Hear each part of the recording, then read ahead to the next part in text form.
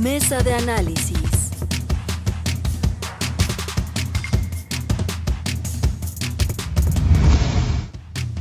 Fabricio Mejía, buenos días y bienvenido. Buenos días, Carmen, ¿cómo estás? Bien, buen viernes, buen día del amor y la amistad. Has de saber que hoy es día de San Valentín. Así es, ayer fue mi No cumpleaños. me digas, feliz cumpleaños. Muchas gracias. Ya, ¿Y se sabe cuántos años cumpliste? No, no nos tienes que decir ese 52. dato duro. 52. 52, eres un mozalbete. No. Oye, bueno, felicidades, un abrazo en este día y en el de ayer, feliz cumpleaños.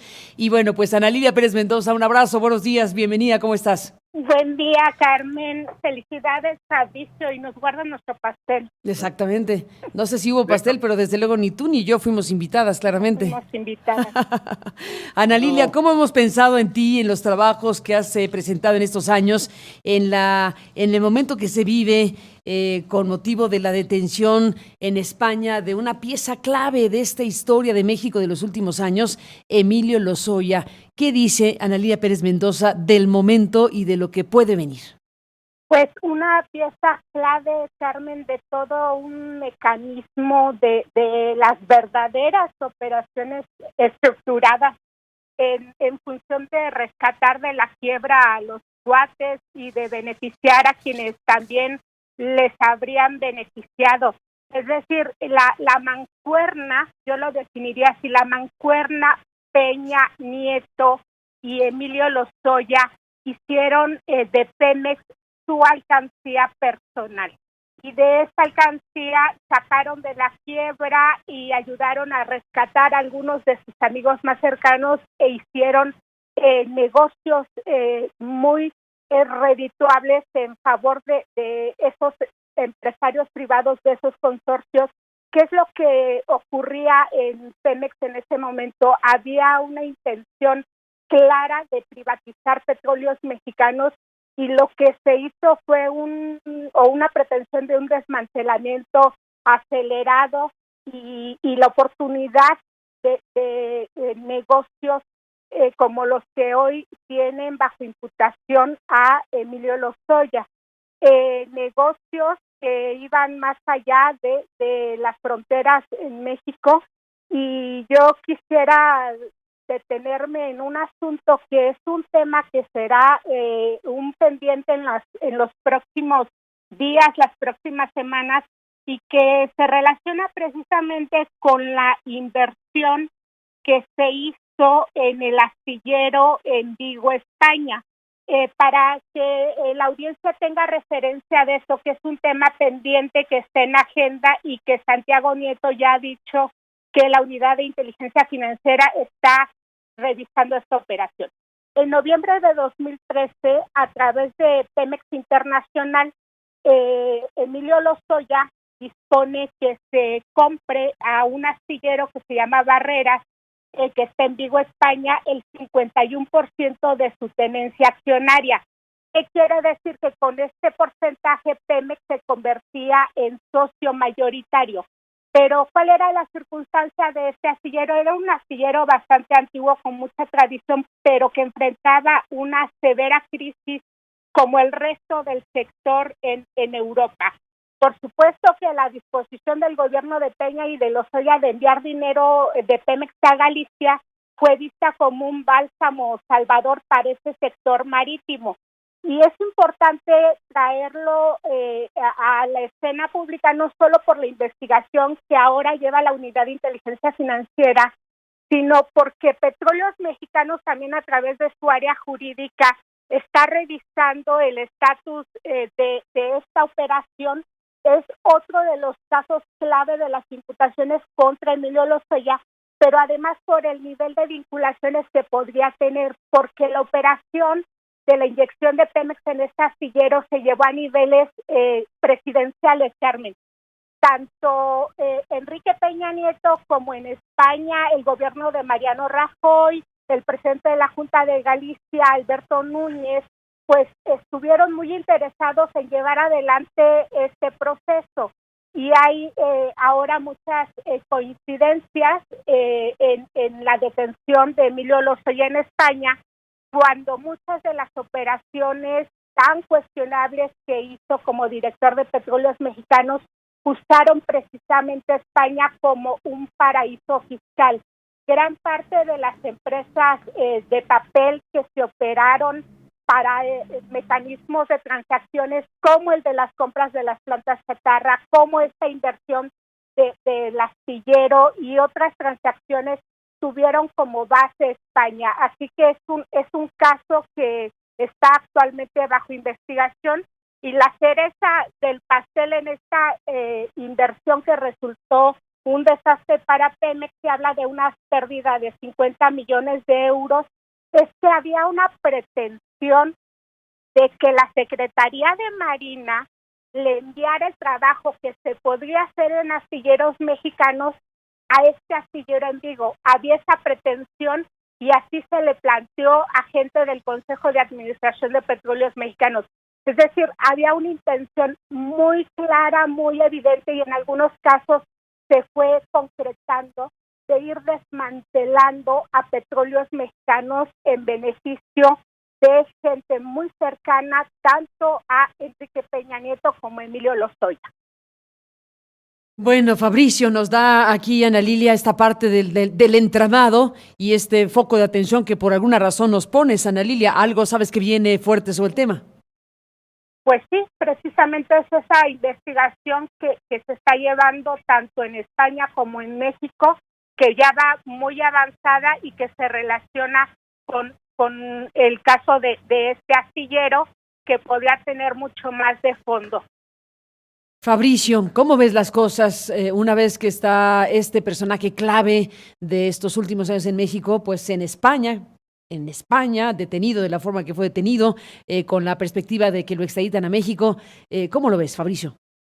Sí, bueno, yo creo que este acento que pone Ana Lilia en el asunto de España, de los astilleros, bueno, me recordó la connivencia que hubo entre las empresas españolas, algunas, como OHL, como Repsol, que son de origen español, que son capitales españoles, y esta connivencia que hubo con los gobiernos tanto de Calderón como de Enrique Peña Nieto.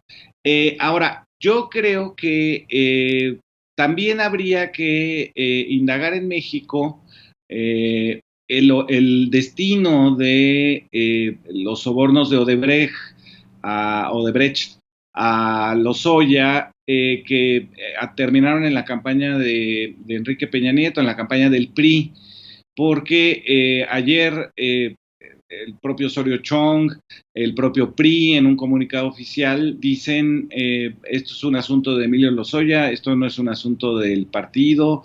Osorio Chong dijo que nunca habló del tema del petróleo con él, y me parece que habría que investigar el destino de esos sobornos de Odebrecht, que le fueron dados, al menos según la prensa, en 3 ocasiones a Emilio Lozoya.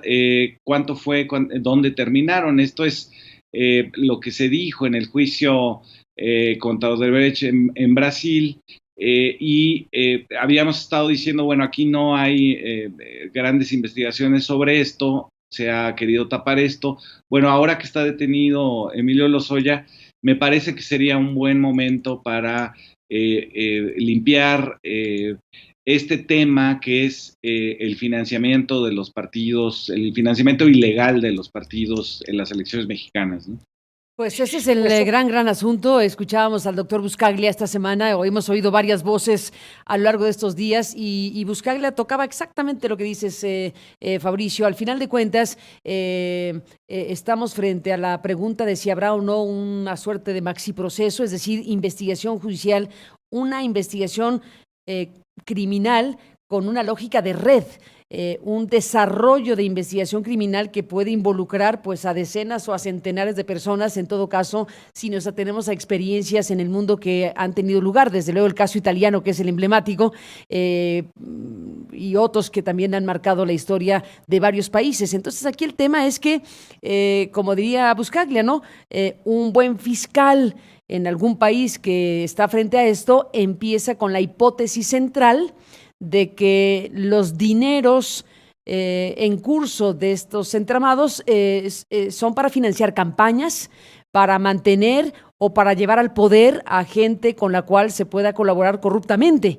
Entonces, el tema campañas políticas, el tema dinero ilícito para las elecciones es crucial en un diseño de investigación criminal, que en este caso México no podría ser la excepción. Ana Lilia.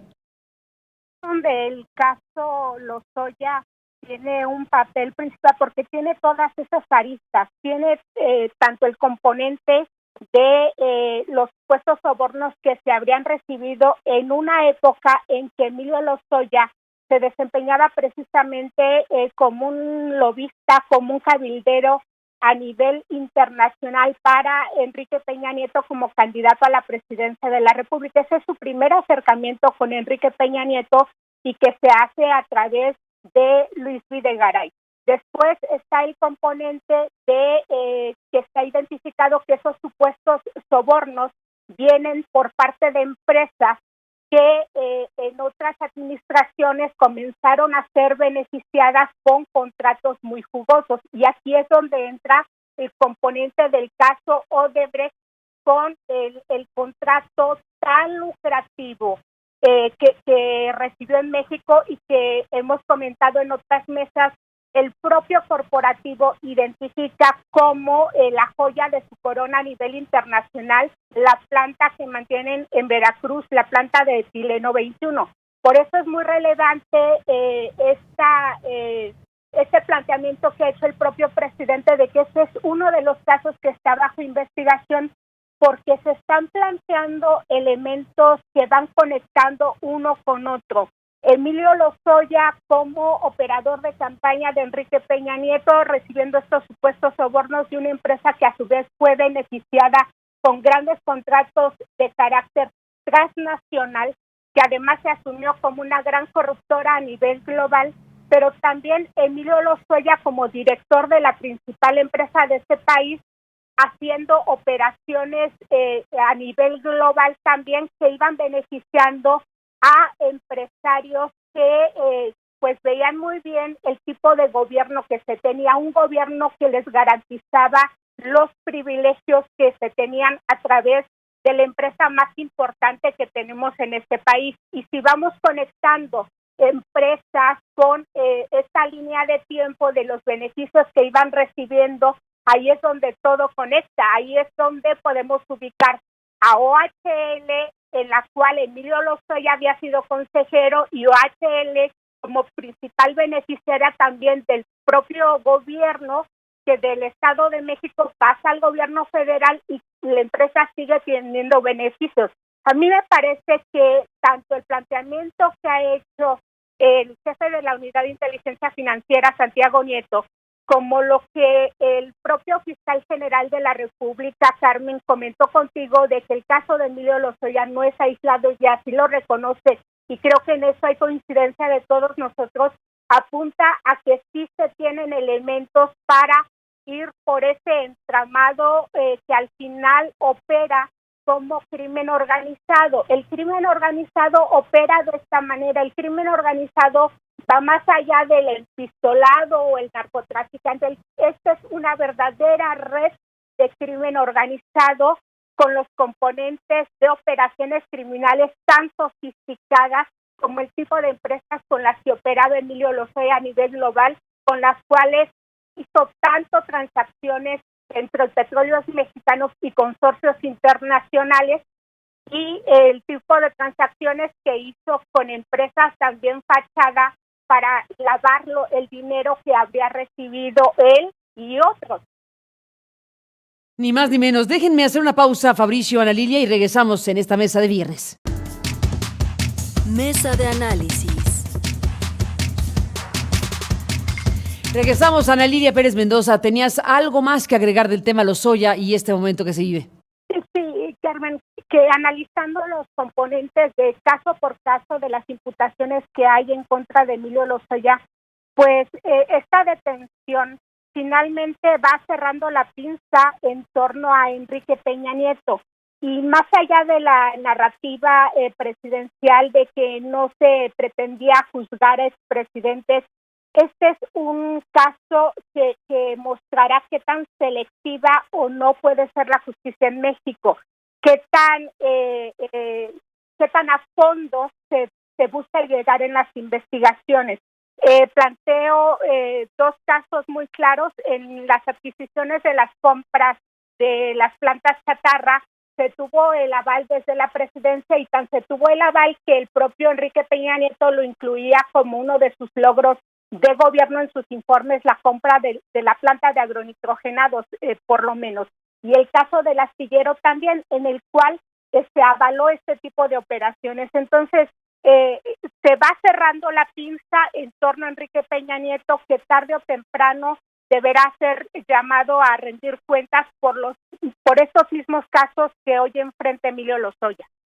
Pues ahí está, la pinza que se cierra efectivamente y todo conduce, pues sí, a la figura principal de la política mexicana, el sexenio el sexenio pasado, que es la de Enrique Peña Nieto, y bueno, todo está en ruta de saberse para ver si los casos que ya están abiertos van a conectar finalmente con una lógica de investigación criminal que tenga precisamente estas características. Así que seguiremos hablando del asunto, Ana Lilia, Fabricio, y hay otros temas que ponemos a la mesa. Una discusión sobre la famosa cena del tamal de Chipilín, en donde los empresarios invitados, bueno, pues fueron invitados por el gobierno de López Obrador a comprometerse con una carta de esta naturaleza, una carta compromiso para poner ahí qué cantidad estarían dispuestos a gastar para comprar los boletos de la lotería y pues hacer con ellos lo que consideren,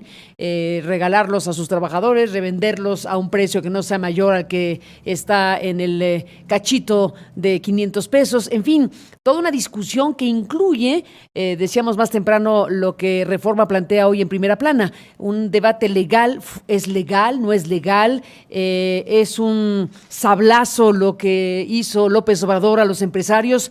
¿Cómo ves, Fabricio, esta historia? Sí, yo creo que esto de comparar lo de la rifa del avión y la reunión del presidente con los empresarios con el pase de charola que hizo Carlos Salinas en el 93, pues me parece incomparable, ¿no? Por tres razones. Primero, porque aquella vez Salinas lo hizo en secreto, era para financiar ilegalmente la campaña del PRI a la presidencia de la República, que terminó en un fraude electoral, pero cuyos donantes, digamos, los que pusieron dinero en la charola, después fueron beneficiados con contratos, con bienes de la nación, como es el caso de Slim, que ahora regresa a la cena con López Obrador a comer tamales de chipilín a cambio de comprar los boletos. Es decir, creo que es incomparable los dos episodios por esas razones, porque aquello fue secreto, esto es público, aquello fue para financiar una campaña ilegalmente, esto es para comprar materiales, instrumentos para la salud pública, y finalmente, hasta donde sabemos, no va a haber nada en retribución, no les van a entregar Telmex y el cemento, etcétera, a cambio de haber participado en esta ilegalidad. El caso es de la cena con los empresarios, me parece parte de esta, digamos, maniobra de comunicación que es todo el tema del avión presidencial. En realidad es una herramienta de comunicación donde lo que dice el Ejecutivo es: tenemos un problema con esto que es tan mala compra que no se puede vender, es tan mala compra que cuesta 200 millones de pesos mantenerlo, es tan mala compra que los materiales de los que está hecho el avión no están disponibles en el mercado para reparaciones, es tan mala compra que no sabemos qué hacer con este avión, y entonces involucras a la población por medio de la rifa y a los empresarios que pues no dijeron nada cuando se compró este avión, no protestaron, no dijeron nada y se les hace ahora también corresponsables de que se haga líquido, digamos, esta inversión en un faraónico avión que de otra manera no se podría hacer dinero líquido. Me parece que ese es el tema fundamental y que, por supuesto, todo este gran tema del sexenio que ha sido la salud y cómo se financia el sistema de salud, los hospitales, las clínicas rurales y la cobertura gratuita para todos los mexicanos, ¿no? ¿Qué dices, Ana Lilia? ¿Cómo lo ves tú? Pues yo coincido en que no hay punto de comparación ni en las circunstancias ni en las finalidades del tipo de reuniones que tenía Salinas y la que se tuvo con este tema del avión presidencial. Y quiero enfocarlo en el tema se ha dicho que en esta administración los empresarios no tendrán beneficios, no se harán negocios en lo oscurito y esperemos que así sea por el bien del país. La venta del avión presidencial, el tema del avión presidencial en sí se ha convertido en un dolor de cabeza para el gobierno de México, pero es todo un episodio vergonzoso para nuestro país por lo que representa en sí. A mí me parece que este tipo de reuniones donde se exponga la circunstancia que enfrenta el país son necesarias y deberían ser más habituales el que se exponga la circunstancia real que vive la mayor parte de la población en este país, porque el tema de la salud no es un tema que comenzó en este momento.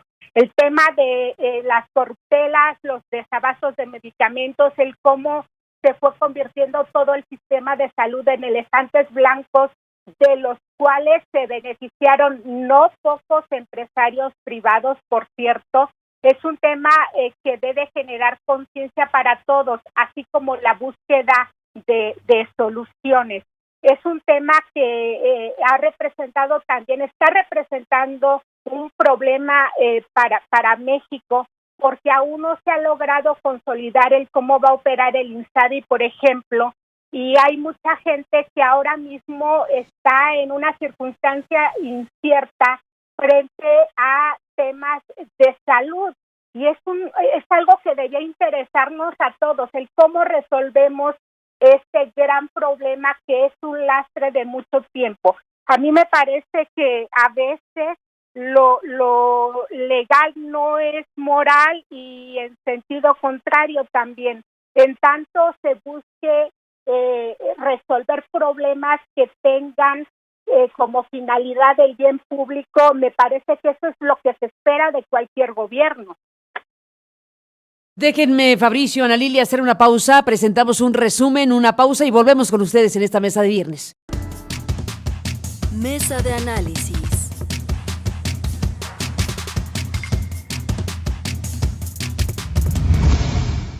Práctico. Es sentido común. Entonces, los empresarios voluntariamente están ayudando. Les agradezco mucho. A los que no nos quieren, a nuestros malquerientes, no les gustó.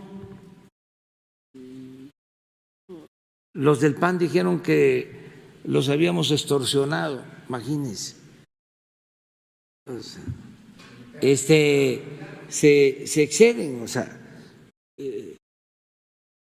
ellos saben muy bien, porque es probable de que los que asistieron, algunos sean simpatizantes del PAN, como simpatizantes de cualquier otro partido.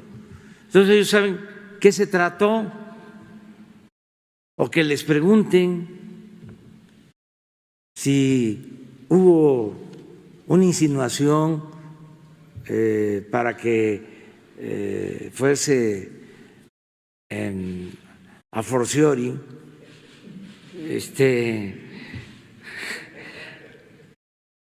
no,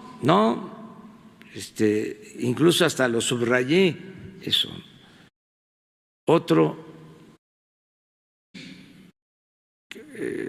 ¿qué dijo otro periódico también de conservadurismo? Algo así de extorsión y luego de moche. Sablazo. Un sablazo. Pero es por lo mismo, ¿no? La deformación esta de querernos confundir. ¿Se acuerdan cuando el paso de Charola? ¿Sí? Hubo una periodista que equiparó esto al paso de Charola. El paso de Charola fue decirles: aporten para la campaña de un partido, bueno, del PRI, porque ya dije del PAN. ¿Lo de qué? Vamos México, de Marta Sagún. Pues sí, pero ya digo, no nos metamos en eso. Esto es totalmente de buena fe, no es obligatorio, es voluntario. Y yo les agradezco mucho porque asistieron y aportaron. Sí, totalmente legal. No sé por qué vaya a ser ilegal.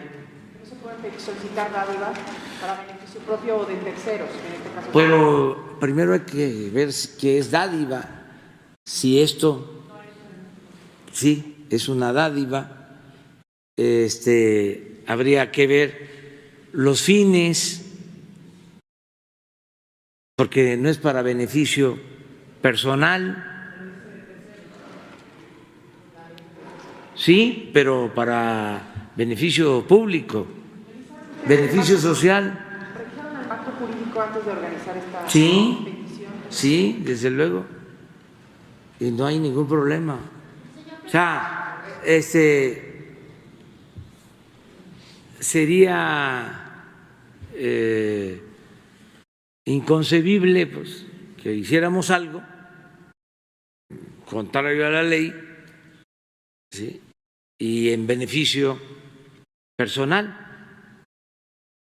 Si estamos hablando de que lo que se obtenga de la rifa es para la compra de equipos médicos. Bueno, pues esto fue, Ana Lilia, Fabricio, lo que dijo el presidente. Ustedes ya comentaron su punto de vista acerca de cómo interpretar esta cena, cómo interpretar esta invitación del presidente a los empresarios y todo lo que ya comentaron hace un momento. Pero me quiero detener en la parte donde dice que calienta que lo comparen con Salinas por el famoso pase de la charola. Y aquí tenemos, bueno, sí, la gran diferencia entre un momento y el otro, el de la charola, como lo explicaron muy bien ustedes, bueno, pues fue aquel momento donde se le pasó la charola a los empresarios para que aportaran dinero directamente para mantener el poder del PRI.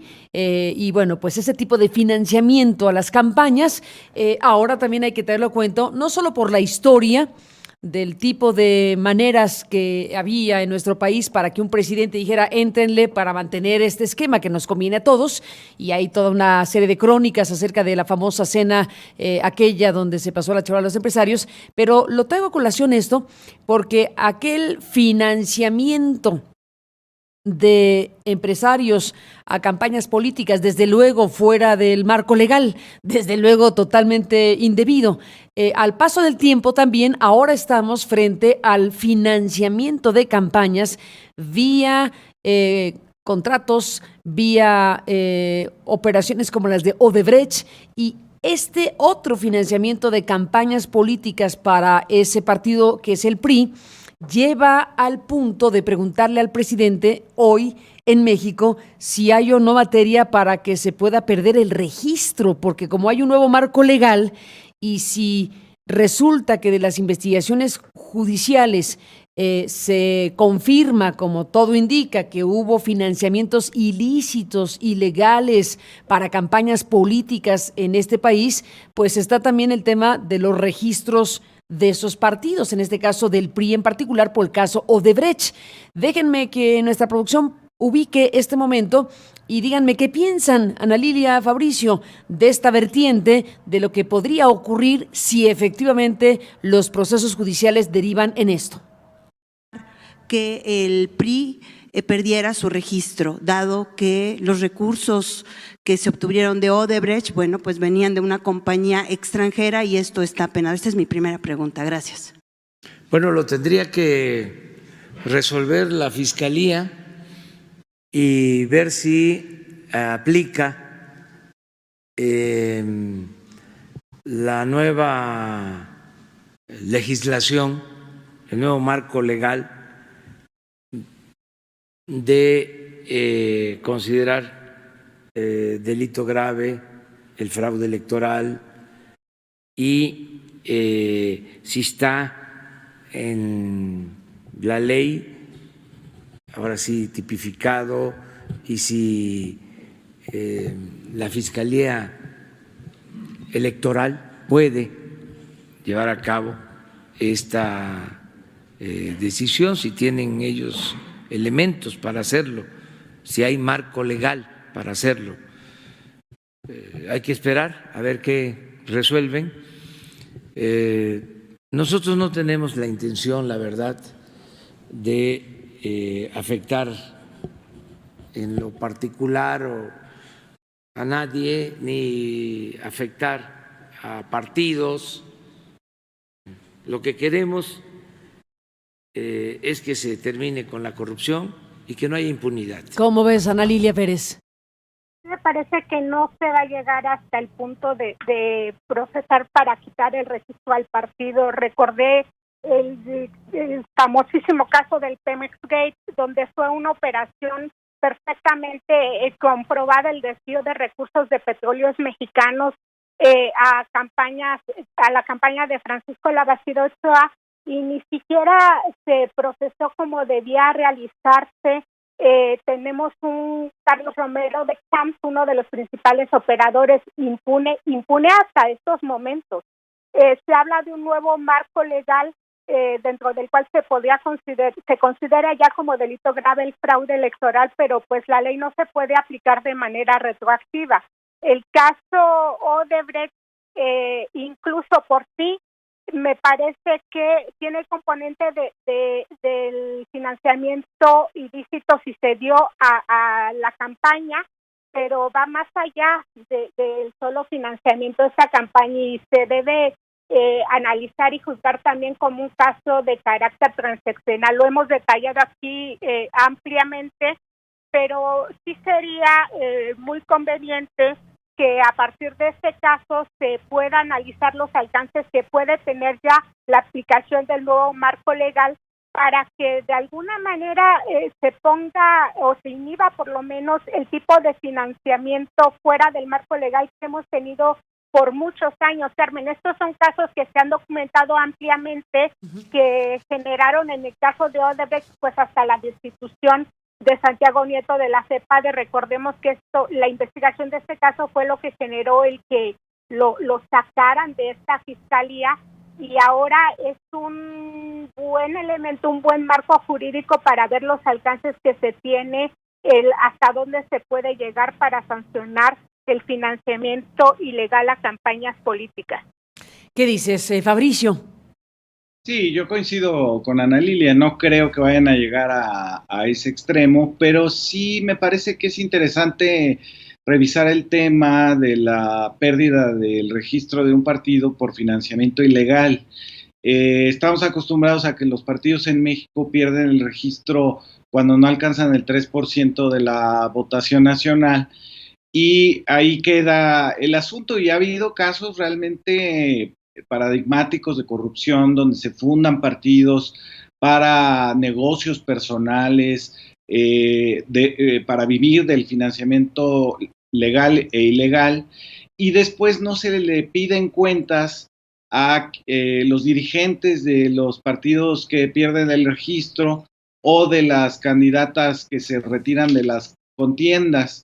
Y entonces tienes demostraciones de que gastaron el dinero invirtiendo en una compañía que importa soya. Es decir, todo el esquema, digamos, de los partidos como negocios debería ser revisado y habría que inhibir, como dice Ana Lilia, las conductas de financiamientos ilegales que tienen además el agravante de que cuando ya los electos por ese partido llegan al poder, le retribuyen con los bienes públicos, con los bienes de todos, a quienes los financiaron. Y entonces me parece que eso habría que revisarlo y hacer una práctica común, el que no solamente la autoridad electoral cuente votos, sino que también fiscalice los financiamientos privados y legales de muchos de los partidos políticos, ¿no? Ni más ni menos, pues Ana Lilia, Fabricio, queda ahí este punto de una eventual repercusión para un partido político, pero bueno, veremos qué sucede con la Fiscalía al respecto. Déjenme cerrar la mesa, Ana Lilia, con algo que me parece muy importante, que comentábamos hace rato en otra parte del programa, sobre lo que debe conocer el país en relación a Emilio Lozoya, que es el tema de la mafia rusa. Es un filón de información que no hay que dejar pasar de largo, porque lo que dice el país es que, bueno, las fuentes que tiene este diario español dicen que los agentes que están realizando las investigaciones y los que finalmente detuvieron a Emilio Lozoya en España, en este lugar de la Zagaleta, este lugar lujoso, que nos teníamos que preguntar de quién era la casa donde estaba Emilio Lozoya, que es un punto importante porque todo conduce a España, ¿no? Hay varias cuestiones y todo conduce a España, pero aquí a España y a Rusia, porque lo que dice el país es que los agentes sospechan que además de la detención y del taxi que abordó Lozoya, sospechan que detrás iba su guardia pretoriana, un séquito de personal de seguridad ruso que le ha dado cobertura durante su estancia en España, y los investigadores creen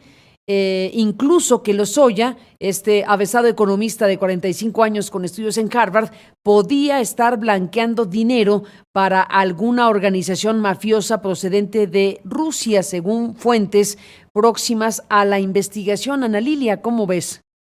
Pues no es descabellado pensarlo de esa manera. Yo lo que puedo aportar a esta información es que durante su estancia como director de Petróleos Mexicanos, Emilio Lozoya privilegió una agenda internacional en el cual no tuvimos conocimiento muy claro de a qué iba a ciertos países, y entre esos países estaba Rusia, de manera que la investigación que se hace en España, si es que se está haciendo con esta línea de investigación, también en algún momento apuntará al tipo de negocios, tipo de operaciones que Emilio Lozoya hizo durante su estadía como director de Petróleos Mexicanos en países como Rusia incluido.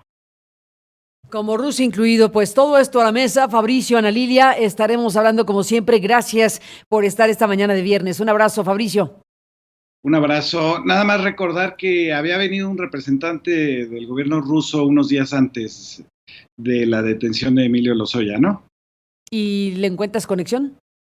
Pues podríamos especular sobre eso, pero solo lo quería apuntar sin mayor intención de que esto se tome como tal, ¿no?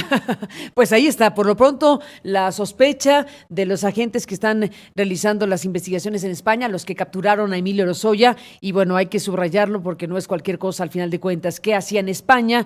¿Qué tipo de trayectos hacía? Todo lo que al final de cuentas se pueda ir sabiendo en esta investigación que involucra a México y a España en este proceso con fines de extradición, porque no va a ser a la primera. Es probable que nos tardemos un rato en saber si finalmente se extradita o no a Lozoya, porque bueno, pues ahora él mismo ha determinado que no se acoge, que no se allana a la solicitud de extradición, y va a pelear finalmente el asunto pues como una decisión estratégica en su defensa. Así que ya hablaremos de eso. Por lo pronto, Ana Lilia, Fabricio, un abrazo, buenos días.